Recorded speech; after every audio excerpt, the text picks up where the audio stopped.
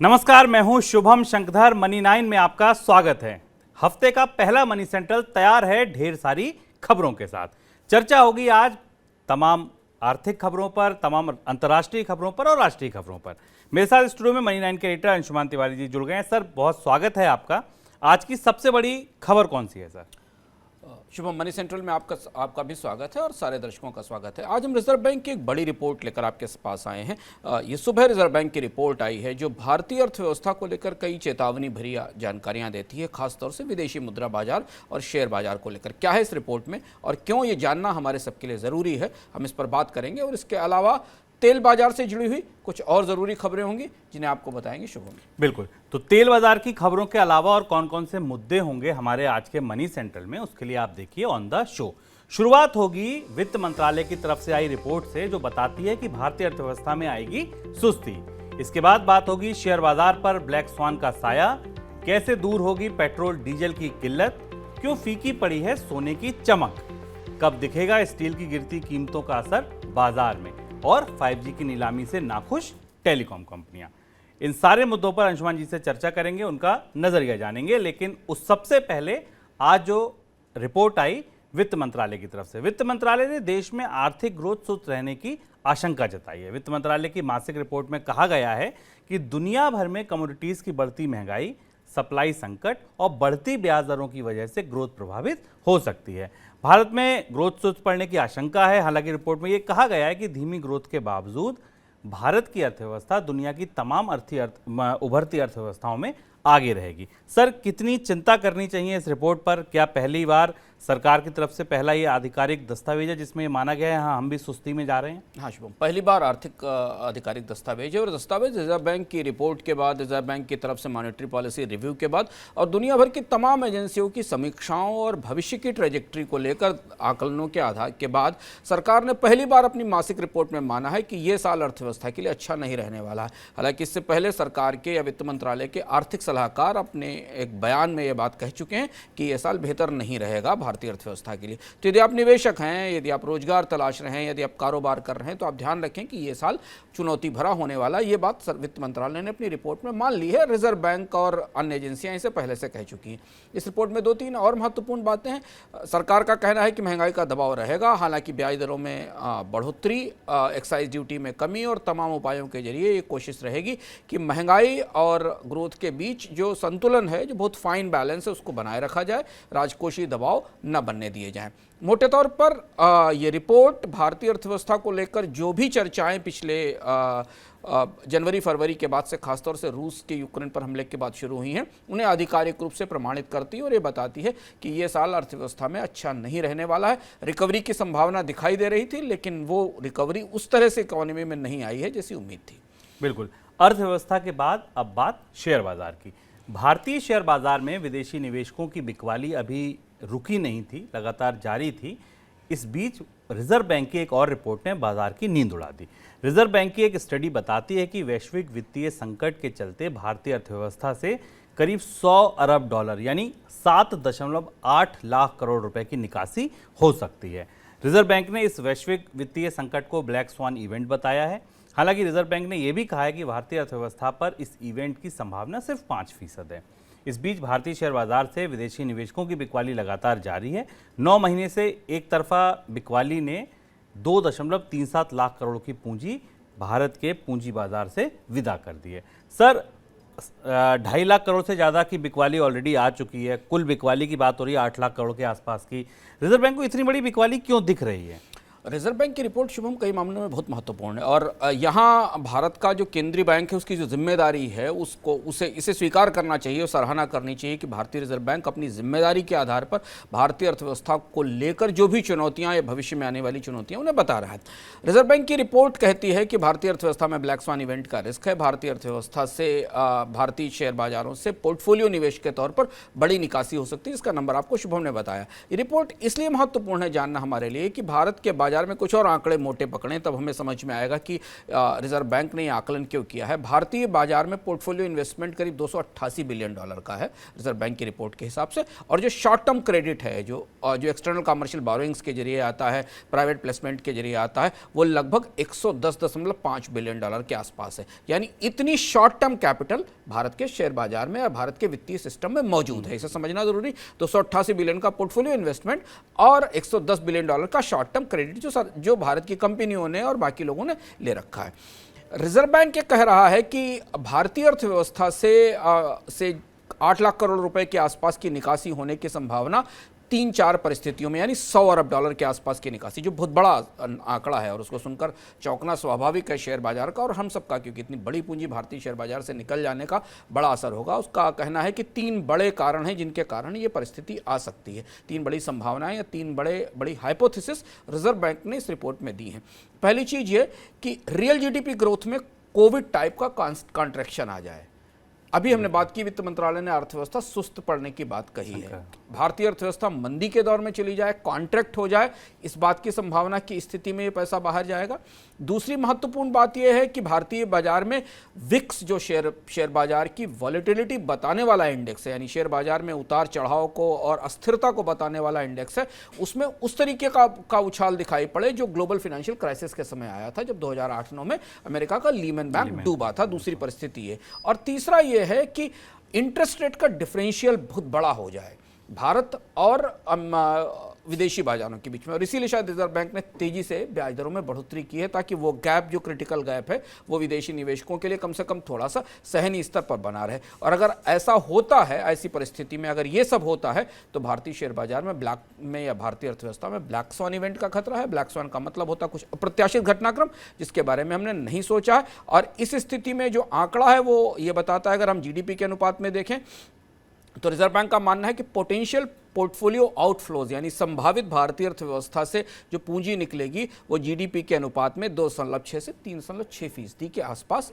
होगी, जो कि एवरेज 3.2% ऑफ द जीडीपी के बीच में खड़ी होगी। ये लगभग $100 बिलियन है। बिल्कुल सर, ये निकासी की बात से पहले एक बात ये भी जान लें कि ये कौन कौन से मैग्नेट थे या कौन कौन से स्रोत थे, रास्ते थे जहाँ से ये इन्फ्लो आया था। रिजर्व बैंक वहां क्या देख रहा है?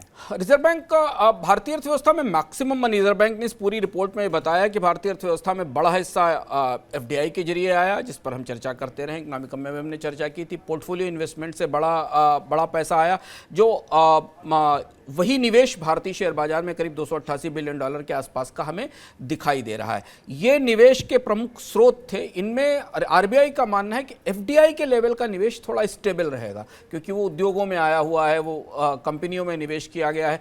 लेकिन जहां सबसे ज़्यादा रिस्क है, जो सबसे ज़्यादा शॉकिंग वापसी हो सकती है, कैपिटल फ्लाइट जैसी परिस्थिति आ सकती है, वो इस पोर्टफोलियो इन्वेस्टमेंट में आ सकती है, और वहीं से ये $100 बिलियन निकलने की संभावना शेयर बाजार से दिखाई दे रही है। सर, ये ब्लैक स्वान इवेंट किस बिना पर आरबीआई प्रेडिक्ट कर रहा है कि आ सकता है भारत में? ब्लैक स्वान इवेंट की सामान्य रूप से परिभाषा दी जाती है। रिजर्व बैंक ने उस परिभाषा को इस रिपोर्ट में लिया, और उसका मानना यह है कि पोर्टफोलियो आउटफ्लोज अगर जीडीपी के 5% से 7% के आसपास पहुंच जाएं अगर पोर्टफोलियो इन्वेस्टमेंट, तो आप ब्लैक स्वान इवेंट की संभावना देख सकते हैं। और इसीलिए रिजर्व बैंक ने अपनी रिपोर्ट में केवल 5% की प्रोबेबिलिटी भारतीय शेयर बाजार में ब्लैक स्वान इवेंट की दी है। लेकिन हमें इसको लेकर शुभम गफलत में रहने की ज़रूरत नहीं है, क्योंकि 2%, 3% भी आसपास और 3-3.5% विदेशी पूंजी भी अगर भारतीय शेयर बाजार से निकल गई तो शेयर बाजार की दशा क्या होगी। आज हम शेयर बाजार में 2.3 लाख करोड़ की बिकवाली के बाद ये देख रहे हैं कि शेयर बाजार को खड़े होने के लिए ज़मीन या पैर नहीं मिल रहे हैं। बिल्कुल सर, अगर मान लीजिए कि शेयर बाजार से ये पैसा जाता है, जैसा आपने बताया कि अधिकतम क्या हो सकता है वो आरबीआई ने अपनी रिपोर्ट में बताया, तो फिर वो कौन से स्रोत होंगे जहां से इन्फ्लोज की उम्मीद बनी रहेगी? विदेश में रहने वाले निवासी भारतीयों की जमा, जिस पर शायद अब बेहतर रिटर्न मिल सकता है, क्योंकि भारतीय बाजार में ब्याज दरें बढ़ रही हैं। और इसके अलावा भारत सरकार को इस परिस्थिति में अभी रिजर्व बैंक ने स्पष्ट रूप से इसकी रणनीति नहीं बताई। रिजर्व बैंक ने एक आकलन प्रस्तुत किया है उन सारे स्टेक होल्डर्स के लिए, उन विदेशी निवेशकों के लिए, उन भारतीय निवेशकों के लिए, रिजर्व सरकार के लिए, खासतौर से नॉर्थ ब्लॉक के लिए। क्योंकि आप ये मत समझिए कि ये केवल शुभम 3.6% ऑफ द जीडीपी या 70-80 लाख करोड़ रुपए भारत से बाहर जाने का मामला। इसका असर भारतीय विदेशी मुद्रा पर क्या पड़ेगा, रुपए पर क्या पड़ेगा, इस पर विस्तार से चर्चा कर चुके हैं कि भारत से विदेशी पूंजी जितनी तेजी से बाहर जाती है रुपया उतना कमजोर होता है। रिजर्व बैंक ने अपने इस आकलन में रुपए की गणना नहीं की, रुपए पर असर की गणना नहीं दी है हमें। लेकिन अगर हमें मानते हैं कि इससे आधा भी पैसा बाहर जाता है तो रुपया अभी भी 79-80 के आसपास है, तो वो कहां जाएगा और उसका असर इंपोर्टेड इन्फ्लेशन पर किस तरह से पड़ेगा, ये सारे आयाम अलग से चर्चा करने के लिए हैं जो इस रिपोर्ट का हिस्सा नहीं। ये रिपोर्ट केवल पोर्टफोलियो फ्लोज की संभावनाओं के बारे में जानकारी देती है। रिजर्व बैंक का बुलेटिन ये बताता है। ऐसी सिचुएशन में भारत की सरकार को, रिजर्व बैंक को विदेशी मुद्रा आकर्षित करने की नई रणनीति बनानी पड़ेगी, क्योंकि रास्ते तो कम ही हैं। विदेशी निवेश आएगा, अनिवासी भारतीयों का पैसा आएगा, एक छोटा सा हिस्सा रेमिटेंसेस से आता है, यानी विदेश में रहने वाले जो लोग कामगार हैं वो अपना पैसा भेजते हैं, बाकी बड़ा चंक तो विदेशी पूंजी शेयर बाजार में आने से ही आता है। बिल्कुल, और इसके तार, जैसा कि अंशुमन जी ने कहा कि विदेशी पूंजी अगर जाएगी तो इसके तार फॉरेक्स रिजर्व से, रुपए से, महंगाई से जुड़े हैं और ये प्रॉब्लम गहरी होती, ये समस्या गहरी होती चली जाएगी। चलिए अगली खबर। पेट्रोल डीजल बेचने वाली निजी तेल कंपनियों ने अपने रिटेलर्स को पंप बंद ना करके कम मात्रा में पेट्रोल डीजल बेचने की सलाह दी है। क्यों दी है? महंगे क्रूड के बावजूद पेट्रोल डीजल के दाम नहीं बढ़ने से तेल कंपनियों को भारी नुकसान हो रहा। और ऐसी रिपोर्ट आई थी कि कई राज्यों में रिलायंस BP और नायरा एनर्जी के पेट्रोल पंप बंद हो गए हैं। निजी पंपों पर तेल नहीं मिलने की वजह से सरकारी कंपनियों पर बोझ बढ़ा। इसे देखते हुए सरकार ने निजी कंपनियों को अपने पंपों पर सप्लाई सुनिश्चित करने के लिए कहा था। सरकार के निर्देश के बाद निजी कंपनियों ने अपने रिटेलर्स को पंप बंद ना करके बिक्री सीमित करने की सलाह दी थी। सर, क्या सरकार इस मूड में है? आपको लगता है कि निजी कंपनियों पर सख्ती होगी? सख्ती तो होनी चाहिए, सख्ती की कोशिश भी जो सरकार से उच्च स्तर से संकेत मिल रहे हैं, सरकार की तरफ से कहा भी गया, लेकिन कोई रास्ता निकलता नहीं दिख रहा है। अभी अगर आप देखें, सरकारी कंपनियों के डीलर्स से बात करिए या सरकारी कंपनियों के अधिकारियों से बात करिए, सरकारी कंपनियों से हमारा मतलब सरकारी तेल कंपनियों से बात करिए, तो उनका मानना यह है कि बाजार में प्राइवेट प्लेयर्स की या प्राइवेट ऑयल डिस्ट्रीब्यूटर्स की जो सप्लाई थी वो पूरी तरह रुक चुकी है। सरकार, उनका ये भी दावा है कि सरकारी कंपनियों ने करीब 20% के आसपास अपनी आपूर्ति बढ़ा दी है। उसके बाद भी कई राज्यों से इस बात की खबरें आ रही हैं कि रात में 9 बजे के बाद पेट्रोल नहीं मिलता है। कई जगह जो दूर दराज के, जो हिंटरलैंड के या ग्रामीण इलाके हैं, वहाँ पेट्रोल डीजल की किल्लत की खबरें आ रही। सरकार में उच्च स्तर पर ये खबरें पहुँच भी रही हैं और उनसे इत्तफाक भी किया जा रहा है। सरकार से जो संकेत मिल रहे हैं कि वो सरकारी निजी कंपनियों पर दबाव बनाने की कोशिश कर रहे हैं कि उन्होंने सस्ते कच्चे तेल को बेचकर लेकर और पेट्रोल डीजल का निर्यात करके काफ़ी विंडफॉल या काफ़ी पैसा कमाया है। कम से कम वो भारतीय बाजार में अपनी सप्लाई बनाकर रखें जिससे कि बाजार में किल्लत ना हो। लेकिन फिलहाल निजी कंपनियां और उनके पीछे खड़ी सरकारी कंपनियां जो मौजूदा परिस्थिति, जो मौजूदा नुकसान उन्हें दिख रहा है, जिसका आज का तर्क वो बार बार दे रही हैं, उसकी वजह से आपूर्ति नहीं बढ़ा रही। सरकार ने सीधे तौर पर अभी निजी कंपनियों के खिलाफ कोई कार्रवाई करने, उन पर दबाव बनाने के लिए नहीं कहा। हालांकि बावजूद इसके सरकार ने निजी कंपनियों के पेट्रोल डिस्ट्रीब्यूशन को यूएसओ कैटेगरी में डाल दिया था पिछले हफ्ते, जिसे यूनिवर्सल सर्विस ऑब्लिगेशन कहते हैं।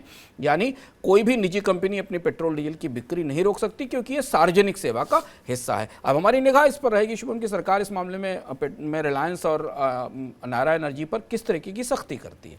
सर, इसकी पूरी मामले की जो पूरी जड़ है वो इस बात में है कि पेट्रोल डीजल की कीमतें नहीं बढ़ रही हैं क्रूड महंगा होने के बाद भी।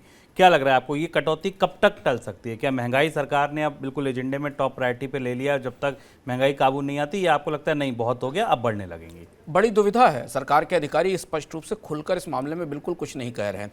लेकिन अगर आप यहाँ सरकारी और निजी कंपनियां एक ही मंच पर दिखती हैं। जो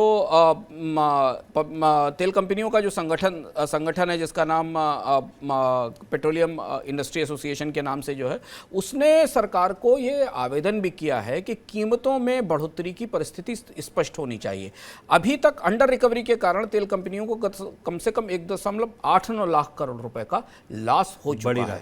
बड़ी राशि, काफी बड़ा नुकसान है। और यही वजह है कि निजी कंपनियां अपने लॉसेस को और ना बढ़ाने के लिए सप्लाई को चोक कर रही हैं या स्क्वीज कर रही हैं, रेगुलेट कर रही हैं। सरकारी कंपनियां ये नहीं कर सकती, उन पर दबाव है। हम बार बार ये बताते रहे कि सरकारी कंपनियां लगातार सरकार के पास जाती रही हैं अपनी अंडर रिकवरी को लेकर, जो 14-18 रुपए और 20 से 25 रुपए। अब यहाँ बड़ी दुविधा है। सस्ते क्रूड पर इन कंपनियों ने काफ़ी पैसा कमाया था और वो पैसा डिविडेंड और लाभांश और टैक्स के रूप में सरकार को दिया था। अब या तो सरकार इन कंपनियों के नुकसान की भरपाई की जिम्मेदारी ले, क्योंकि पैसा तो सरकार की कंपनियां उन्होंने कमाकर सरकार को ही दिया है, और या फिर वो पेट्रोल डीजल की कीमतों में बढ़ोतरी करे। मौजूदा परिस्थिति में कच्चे तेल की कीमतें 110-120 डॉलर के आसपास बने रहने की, औसत बने रहने की संभावना दिखाई दे रही है। तो ऐसी सिचुएशन में ये परिस्थिति शुभम लंबे समय तक सस्टेन नहीं करेगी। कहीं ना कहीं किसी न किसी लेवल पर सरकार को दखल करना पड़ेगा, जिसकी मांग पेट्रोलियम उद्योग ने सरकार से की है। सर, इस मुसीबत से हम अकेले नहीं जूझ रहे हैं, अमेरिका में भी ठीक इसी तरीके की चुनौती है। वहाँ भी कंपनियों पर विंडफॉल टैक्स लगाने की बात चल रही है, उनको सख्ती करने की बात चल रही है। वहाँ क्या स्थिति है? अमेरिका में भी लगभग वैसी स्थिति है। हम भारत में तो उतनी उस तरीके की स्थिति नहीं, क्योंकि भारत के मार्केट का एक बहुत बड़ा हिस्सा सरकारी कंपनियों के पास है, जहां सरकार प्राइसेस रेगुलेट करती है। अमेरिका में सारा का सारा मार्केट प्राइवेट कंपनियों के पास है। अब वहां अमेरिका की राजनीति में डेमोक्रेट्स और रिपब्लिकन के बीच में तेल की कीमत को लेकर एक दिलचस्प बहस और जद्दोजहद शुरू हुई है। खुद जो बाइडेन ने, जो अमेरिका के राष्ट्रपति हैं, उन्होंने कहा है कि तेल कंपनियां कितनी कमाई कर रही हैं। एक आंकड़ा वहाँ चर्चा में है कि एक्सॉन मोबिल ने पिछले 4 महीनों में करीब $25 बिलियन का मुनाफा कमाया है, जो एप्पल के टोटल मुनाफे का 2 गुना है, यानी एप्पल ने इतने समय में कमाया था। और एक कहा गया कि तेल उद्योग इतना मुनाफा अगर कमा रहा है बाजार में कीमतों को लेकर, तो उसे ये पैसा प्लाउबैक करना चाहिए, कीमतें कम करनी चाहिए। गैसोलीन की कीमतें रिकॉर्ड हाई पर हैं अमेरिका में। दूसरी तरफ उद्योग का कहना यह है कि सरकार ने ये नहीं देखा जब उनको अभी से 2 क्वार्टर पहले तक कितना नुकसान हो रहा था कोविड के दौरान, जब कुछ भी नहीं बिक रहा था। एक और चर्चा अमेरिका के सरकारी हलकों में और मीडिया में है कि जो बाइडेन शायद जो सेकेंड वर्ल्ड वार के दौर का एक कानून है, जिस डिफेंस कानून, उसके तहत तेल कंपनियों को इस बात के लिए बाध्य कर सकते हैं कि वो गैसोलीन का प्रोडक्शन बढ़ाएं। अभी कंपनियां डिमांड बढ़ने और सप्लाई कम होने का लाभ उठाकर गैसोलीन के प्रोडक्शन में बढ़ोतरी नहीं कर रही हैं। कंपनियों का कहना है कि उनके पास इतनी कैपेसिटीज़ नहीं है बढ़ाने के लिए। तो ये रस्साकशी अमेरिका की सरकार यानी व्हाइट हाउस और दिग्गज तेल कंपनी, जिनको कि अमेरिका में बिग ऑयल कहा जाता है, बड़ी ऑयल कंपनियों के बीच शुरू हो चुकी है। उसका एक छोटा सा नमूना हम भारत में भी देख रहे हैं, जहां भारत की सरकार भारत की तेल कंपनियों से निजी तेल कंपनियों पर दबाव बना रही, लेकिन अभी उसका कोई रास्ता या कोई समाधान निकलता नहीं दिखाई दिया है। नहीं दिख रहा है। और अमेरिका हो चाहे भारत हो, ये सब इस समस्या से क्यों जूझ रहे हैं? वो रूस यूक्रेन युद्ध की वजह से जूझ रहे हैं। और अब ऐसी आशंकाएं जताई जा रही हैं, ऐसे अनुमान सामने आ रहे हैं कि रूस यूक्रेन युद्ध लंबा चल सकता है। रूस यूक्रेन युद्ध ने पूरी दुनिया को महंगाई की आग में झोंक दिया और आशंका जताई जा रही है कि युद्ध जल्द खत्म ना होकर वर्षों तक चल सकता है। नाटो संगठन के मुखिया ने पश्चिमी देशों से कहा है कि युद्ध में अगले कई वर्षों तक यूक्रेन का समर्थन करने के लिए उन्हें तैयार रहना चाहिए। उनका कहना है कि युद्ध की वजह से पूरी दुनिया को इसकी लंबी कीमत चुकानी पड़ेगी और इसके जो परिणाम है वो सर भुगतने पड़ेंगे। और उन्होंने कहा अगर ऐसा आप नहीं करेंगे, कहीं रूस जीत गया तो उसके परिणाम तो और ज़्यादा गंभीर होंगे। अगर ये युद्ध लंबा चलेगा सर, तो ये जो समस्याएं पूरी दुनिया में हैं, चाहे वो सप्लाई क्राइसिस हो, चाहे वो इन्फ्लेशन हो, लंबा हम इसमें जलेंगे तपेंगे।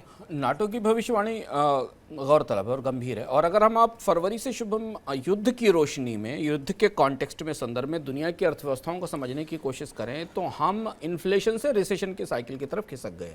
हम फरवरी में शुरू हुए थे तो ह्यूज इन्फ्लेशन थी, कमोडिटी के सुपर साइकिल की बात हो रही थी, दुनिया में कमोडिटीज़ की डिमांड बढ़ने की बात हो रही थी। आज 3 महीने बाद जब हम जून के मध्य में खड़े हुए, जून के अंत में आ रहे हैं, तो कमोडिटीज़ की प्राइसेस बुरी तरह टूट चुकी हैं, दुनिया में रिसेशन के फियर्स आ रहे हैं। केवल एक ही चीज़ ऐसी है जो इस पूरे प्रोसेस का सामना करके मजबूती से खड़ी है, वो कच्चा तेल है। कच्चे तेल की कीमतों में गिरावट नहीं हो रही। कोई भी युद्ध दुनिया के किसी भी हिस्से में, चाहे वो कोई भी हिस्से में लंबा खींचे, तो उसका असर दुनिया की अर्थव्यवस्था पर पड़ता है। पर रूस का युद्ध के साथ युद्ध लंबा खींचना स्वाभाविक तौर पर दुनिया की अर्थव्यवस्था के लिए बहुत बुरा है, क्योंकि वो एनर्जी का बड़ा प्रोड्यूसर है, बड़े ट्रांजिट रूट्स उसके पास हैं, गैस की यूरोप की सप्लाई काफ़ी बड़ी है। पर यहाँ दुविधा यूरोप और नाटो की ये है कि पुतिन को जिता देना या पुतिन के हाथ में जीत सौंप देने का मतलब है कि भविष्य के लिए और बड़ी चुनौतियाँ हासिल कर लेना। और यही वो उलझन है, जिस उलझन के कारण अब फेड रिजर्व हो या भारत का रिजर्व बैंक हो, स्विट्जरलैंड का बैंक हो या जापान और चाइना के बैंक हो, सब ये मान रहे हैं कि 1.5-2 साल दुनिया की अर्थव्यवस्था के लिए, कम से कम 2 साल तो अच्छे होने वाले नहीं है। वो मंदी आएगी, स्टैगफ्लेशन आएगा, स्टैग्नेशन आएगा, रिसेशन आएगा, ये हर देश की अलग अलग परिस्थिति पर निर्भर करेगा। लेकिन यहाँ तक कि अमेरिका की वित्त मंत्री जेनेट येलेन ने भी कहा है कि अर्थव्यवस्था स्लोडाउन के मोड में जाएगी। मंदी होगी कि नहीं होगी, ये कहना भी मुश्किल है। तो दुनिया की जितने भी बड़े स्टेक होल्डर हैं इकोनॉमी में, चाहे वो स्टॉक मार्केट में हो, चाहे वो बुलियन मार्केट में हो, चाहे वो कमोडिटी मार्केट में हो, वो एक लंबी लड़ाई के लिए कम से कम 1-2 साल के लिए तो तैयार हो ही रहे हैं। और नाटो का बयान उस तरफ इशारा करता है। इशारा कर रहा है और ये मुसीबत लंबी चलेगी, इसके काफ़ी सारे अनुमान, काफ़ी सारे संकेत हमें मिल रहे हैं। अब देखिए आप मनोज शर्मा की एक स्पेशल रिपोर्ट कि जब स्टील की कीमतें बढ़ रही थीं तब तमाम कंपनियों ने, चाहे वो कार कंपनियां हों, ऑटो कंपनियां हों, चाहे वो छोटे छोटे स्टील को कच्चे माल के तौर पर इस्तेमाल करने वाली कंपनियां हों, इन सब ने दाम बढ़ाए। स्टील महंगा हो रहा है, स्टील महंगा हो रहा है ये कह के। लेकिन जब स्टील की कीमतें टूटी, गिरी, उनमें बड़ी गिरावट आई, तो कहीं क्या वाकई इसका असर पता चला? स्टील की कीमतें घटने के बाद क्या कार, बाइक और स्कूटर के दाम भी घटेंगे? घटने तो चाहिए, क्योंकि ऑटो कंपनियों ने दाम बढ़ाते समय तो यही दलील दी थी कि स्टील की बढ़ती कीमतों से लागत बढ़ गई और इसलिए दाम बढ़ाना ही अंतिम विकल्प है। एक अनुमान के मुताबिक टू व्हीलर में औसतन 110 किलो, कार में 800 किलो और औसत हैवी कमर्शियल वाहन में 3000 किलो स्टील का इस्तेमाल होता है। स्टील की कीमतों में हो रही बेतहाशा बढ़ोतरी के बाद सरकार ने 22 मई को स्टील निर्यात पर सख्ती की थी। सरकार की सख्ती के बाद भाव तेजी से कम हुए। बेंचमार्क हॉट रोल्ड कॉयल की कीमतें अप्रैल की शुरुआत में 78,800 रुपए तक पहुंच गई थीं, लेकिन मई में हुई सख्ती के बाद जून में भाव 63,000 रुपए तक आ गया। जानकार मान रहे हैं कि मॉनसून सीजन में मांग घटने की आशंका से भाव और नीचे आ सकता है, लेकिन इस घटे भाव का फायदा उपभोक्ताओं को तब तक नहीं मिलेगा जब तक स्टील खपत करने वाले उद्योग नहीं चाहेंगे। ऑटो के इतर भी तमाम हमारे आसपास ऐसे सामान हैं जो स्टील से ही बने हैं। बर्तन, संदूक, अलमारी से लेकर सुई, चम्मच और इमारत तक में आपको स्टील नजर आएगा। यानी स्टील की कीमतों में बदलाव हुआ तो इन सभी की कीमतें भी बदलनी चाहिए।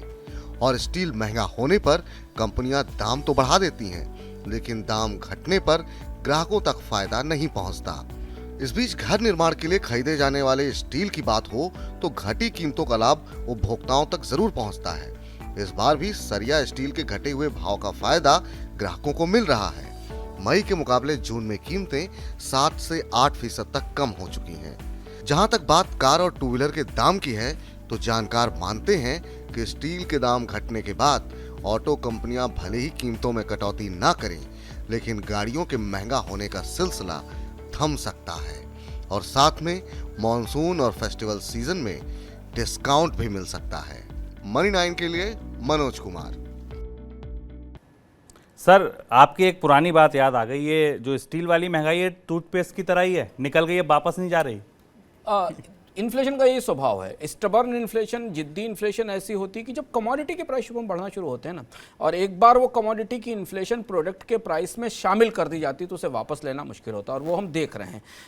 कीमतें स्टील की कम हुई, सरकार ने एक्सपोर्ट के ऊपर ड्यूटी लगाई, आयरन ओर की कीमतें भी दुनिया में कम हुई, कुछ और धातुओं की कीमतें कम हुई हैं, पर जो महंगाई बढ़ चुकी है वो वापस लौट कर नहीं आ रही। और यही वो चुनौती होती है कि कॉस्ट बढ़ाने वाली इन्फ्लेशन जब एक बार कॉस्ट को पुश कर देती, जिसको कि हम आर्थिक भाषा में कॉस्ट पुश इन्फ्लेशन कहते हैं, वो एक बार लागत को जब बढ़ा देती तो लागत को कम होने में लंबा समय लगता है। बिल्कुल, तो इसीलिए हम देख रहे हैं कि जब बढ़ी महंगाई तब तो ये कह के बढ़ा दिया गया, लेकिन अब जब स्टील, आयरन ओर सब सस्ता है तब कहीं ऐसे ऐलान नहीं हो रहे हैं कि अब क्योंकि इनपुट कॉस्ट कम है तो हम कीमतें घटाने का ऐलान कर रहे हैं। चलिए अगली खबर सोने से जुड़ी, गोल्ड से जुड़ी। गोल्ड को महंगाई के खिलाफ सबसे बेहतर हेजिंग टूल माना जाता है। हेज मतलब कि आप महंगाई बढ़े और आप गोल्ड खरीद लीजिए तो आपका पैसा महंगाई से लड़ेगा, जितनी महंगाई बढ़ेगी उतना आपके गोल्ड की वैल्यू भी बढ़ेगी। दुनिया में जब आर्थिक मंदी, आर्थिक चुनौतियां चारों तरफ हैं और सुरक्षित निवेश के तौर पर सोने की मांग बढ़ जाती है, लेकिन इसके बाद भी मौजूदा समय में सोने की कीमतों में कोई तेजी देखने को नहीं मिली है। अगर आप भारतीय बाजार के हिसाब से देखें तो भाव 50,000 51,000 के बीच बने हुए हैं, जबकि अंतर्राष्ट्रीय बाजार में $1877 छूने के बाद, ऊंचाई छूने के बाद अभी कीमतें करीब $1840 के करीब हैं। सर, सोने की चमक फीकी क्यों पड़ी है? मुझे लगता है कि जितना मैंने पढ़ा समझा, सोना जब चमकेगा इसके जितने कारक हो सकते हैं, जितने संकेत हो सकते हैं वो अभी सब हैं। युद्ध भी छिड़ा हुआ है, महंगाई भी चरम पे है, मंदी में भी घुस रहे हैं, स्टॉक मार्केट भी टूट रहे हैं, लेकिन इसके बाद भी सोना नहीं चमक रहा। एक कारक नहीं है इसके साथ, सोने की बढ़ोतरी हमेशा डॉलर से इनवर्स रिलेशन में चलती है और डॉलर इंडेक्स की मजबूती सोने की कमजोरी की वजह, और ये रिलेशनशिप भारत के लिए और दुनिया के लिए समझना बहुत दिलचस्प है। जितने कारण शुभम ने या हम लोग चर्चा करते हैं कि ब्याज दरें बढ़ती हैं, आपकी ज़िंदगी जीने की लागत बढ़ती है, महंगाई से बचाव के लिए महंगाई की बाढ़ के तौर पर, सुरक्षा के तौर पर इस्तेमाल किया जाता है, पर डॉलर की मजबूती के साथ सोने का एक उल्टा रिश्ता है, असंगत रिश्ता, इनवर्स रिलेशनशिप। और ऐसा क्यों है? उसकी वजह यह है कि दुनिया के विदेशी मुद्रा भंडारों में या तो डॉलर है या सोना है। जितना पैसा बचता है दुनिया के देशों के पास विदेशी मुद्रा भंडार को बनाने के लिए, उससे बचे हुए पैसे को वो गोल्ड में लगाते हैं। अब यहां से इतिहास में हम अगर पीछे जाकर देखें तो गोल्ड स्टैंडर्ड खत्म हो गया, लेकिन फिर भी डॉलर के बाद जो दूसरा सबसे महत्वपूर्ण निवेश है किसी देश के विदेशी मुद्रा भंडार के लिए, वो सोना ही है। वो सोने में लगाते हैं। अब अगर आप डॉलर इंडेक्स की बढ़ोतरी शुभम देखें लगातार, और जो अमेरिकी फेडरल रिजर्व की तरफ से ब्याज दरों में लगातार बढ़ोतरी के कारण आ रही 105 से ऊपर डॉलर पहुंच चुका है।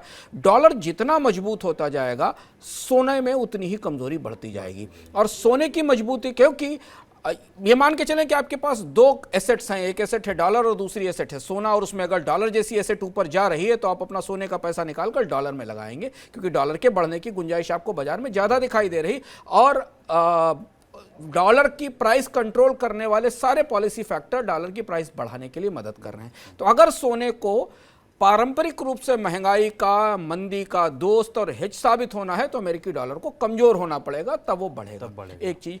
दूसरी चीज ये है कि सोने की कीमत का आकलन भी डॉलर की कीमत डॉलर में होता है आउंस के हिसाब से। तो सोने के वैल्यूएशन का जो पैरामीटर है वो भी डॉलर की वैल्यू है, यानी डॉलर के वैल्यूएशन का अनधिकृत रूप से, अनौपचारिक रूप से आधार सोना पहले से रहा है गोल्ड स्टैंडर्ड के समय में, और इस समय सोने की वैल्यूएशन का आधार तो डॉलर की वैल्यू है। तो डॉलर की वैल्यू बढ़ने के कारण सोना गिरा, और यही सोने का एक अजीब सा इनवर्स माहौल है जो हमको इस समय गोल्ड के और बुलियन के बाजार में दिखाई दे रहा है। और सोने की कीमतें नहीं बढ़ रही, जबकि लोगों को उम्मीद थी कि ऐसी परिस्थिति में तो कम से कम सोना चमकेगा। बिल्कुल, यानी कि एक कारक हावी है 4 बड़े कारकों पर। अगली खबर 5G से जुड़ी। गैर टेलीकॉम कंपनियों को 5G स्पेक्ट्रम नीलामी में भाग लेने की अनुमति मिलने के बाद टेलीकॉम कंपनियों ने उन पर सख्त शर्तें लागू करने की मांग रखी है। टेलीकॉम कंपनियों के संगठन COAI ने कहा है कि सख्त शर्तें लागू किए जाने के बाद ही गैर टेलीकॉम कंपनियों को नीलामी में भाग लेने की अनुमति दी जाए। COAI ने काफ़ी सारी मांग रखी हैं, उसमें काफ़ी सारा उन्होंने कहा है कि GST लगाए जाएँ, उनसे स्पेक्ट्रम की पूरी फीस ली जाए। सर, क्या क्या आपत्तियां दर्ज की, अगर आप विस्तार से बता सकें, और उनका कितना असर होगा? शुभम, ये झगड़ा अब शुरू हुआ है जिसमें सरकार ने टेलीकॉम सेक्टर में प्रतिस्पर्धा बढ़ाने के लिए और 2 या 3 कंपनियों का एक अधिकार खत्म करने के लिए 5G में नए ऑपरेटर्स को लाने की बात कही है। और ये नए ऑपरेटर्स ब्रॉडबैंड सर्विस प्रोवाइडर हो सकते हैं, टेक्नोलॉजी कंपनियां हो सकती हैं। DOT ने कहा है कि इन्हें लाइसेंस देने के नियम क्या होंगे, इन्हें कैसे लाइसेंस दिया जाएगा, इसके लिए एक अलग से डिस्कशन पेपर जल्दी ही जारी किया जाएगा, और TRAI से डिस्कशन के बाद इनके लाइसेंस के नियम तय किए जाएंगे। 5G का पूरा निवेश टेलीकॉम कंपनियां रिलायंस जियो और भारती एयरटेल के लिए था कि भारत में जो सबसे ज़्यादा मांग आएगी वो कॉर्पोरेट और इंटरप्राइजेस से आएगी, और उन्हीं के लिए हम इतना पैसा लगा रहे हैं, स्पेक्ट्रम में इतना पैसा डाल रहे हैं। आने वाले समय में वहाँ एक बड़ा उस संभावित पाई का, उस संभावित केक का एक बड़ा हिस्सा इन कंपनियों के पास जाने की संभावना है, जिन्हें अब इस बोली की प्रक्रिया में शामिल किया जाएगा। तो अब COAI ने, जो कि टेलीकॉम कंपनियों का प्रतिनिधि संगठन है और उनकी तरफ से नीतिगत फैसलों में हिस्सेदारी करता है, उसने कहा, कई सारी चीज़ें कही हैं सरकार से, और ये जद्दोजहद आगे लंबी चलेगी। स्पेक्ट्रम का एलोकेशन ठीक किया जाए, सही किया जाए, इस पर पारदर्शिता आए कि कैसे इन कंपनियों को स्पेक्ट्रम का एलोकेशन किया जाएगा। इन्हें कैप्टिव प्राइवेट नेटवर्क्स को केवल नॉन 5G बैंड दिए जाएं, ये भी उन्होंने शर्त रखी है। आप उनको दीजिए पर 5G बैंड्स मत दीजिए, क्योंकि 5G बैंड्स टेलीकॉम कंपनियों के लिए, ये उनकी शर्त है। दूसरा ये है कि इन्हें केवल ऑक्शन के जरिए स्पेक्ट्रम खरीदने की छूट दी जाए, ऐसा नहीं कि ओवर द काउंटर जाके वो स्पेक्ट्रम खरीद लें और अपनी सर्विस शुरू कर दें। एक और सबसे महत्वपूर्ण बात यह है कि इन्हें इंट्रा ऑर्गेनाइजेशन के बाहर सर्विसेज देने की छूट ना दी जाए, यानी एक अगर ऑर्गेनाइजेशन है उसके भीतर तो 5G नेटवर्क बना के डेटा और वॉइस की सर्विस चला सकते हैं, पर उसके बाहर ये ना चलाएं, इसे भी रोकने की बात कही गई। अब ये बातें अभी सरकार के मेज पर पहुंची हैं। दूरसंचार विभाग ने इस पर कोई प्रतिक्रिया नहीं दी है और लाइसेंसिंग अथॉरिटी ने कोई प्रतिक्रिया नहीं दी। जो मुझे एक लॉजिकल चीज़ दिखाई दे रही कि बस TRAI तक जाएगी शायद, और बड़े टेलीकॉम कंपनियां इतनी आसानी से नए ऑपरेटर्स को 5G के मार्केट में उतरने नहीं देंगी जब तक कि कुछ शर्तें बड़ी और नहीं रखी जाएंगी। तो ये एक जद्दोजहद है जो हमें 5G के स्पेक्ट्रम के ऑक्शन तक चलती दिखाई देगी। और ये लड़ाई तो बस अभी शुरू हुई है। सर, बहुत शुक्रिया आपका जुड़ने के लिए, तमाम खबरों पर टिप्पणी करने के लिए। आप लोगों का भी शुक्रिया मनी सेंट्रल में जुड़े रहने के लिए। कल शाम को 7 बजे आपसे फिर मुलाकात होगी। आज के लिए फिलहाल इतना ही। नमस्कार। कैसा ही रंगो रूप है, पैसा ही माल है।